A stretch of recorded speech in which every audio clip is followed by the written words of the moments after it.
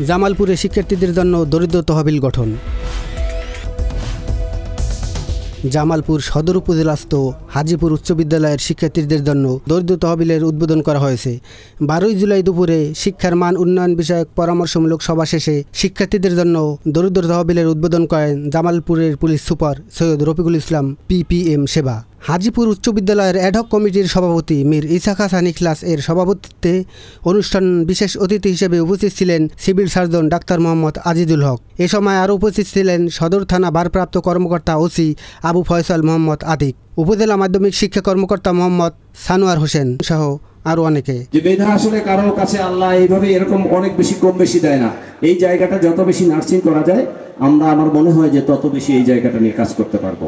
তো আমি প্রত্যাশা করি যে এই জায়গাতে যারা আছে, এই যে মাদকের যে জায়গাটা আমি বললাম যে আবার যদি আমরা আমাদের বাচ্চাদেরকে টেবিলে আনতে পারি, আমি মনে করি ইটস এ গুড স্টার্ট। এবার চমৎকার রেজাল্ট হয়েছে, আমি বলবো যে অবশ্যই ভালো রেজাল্ট হয়েছে। এবার কাউকে পাস করে দেওয়া হয়নি। আমার বিশ্বাস সম্মানিত শিক্ষকরা এবার কোনো এই খাতা দেখার আগে কোনো ইনস্ট্রাকশন পাননি যে পাস করে দিতে হবে।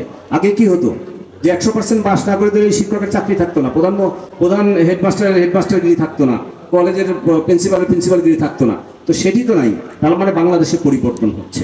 অনুষ্ঠানের শুরুতে মাদক ও ইভটিজিং প্রতিরোধে বিদ্যালয়ের শিক্ষক শিক্ষার্থীদের সমন্বয়ে এক বর্ণাঢ্য শোভাযাত্রা অনুষ্ঠিত হয় এবং সভা শেষে শিক্ষার্থী ও অভিভাবকদের জন্য ফ্রি মেডিকেল ক্যাম্পের আয়োজন করে বিদ্যালয় কর্তৃপক্ষ।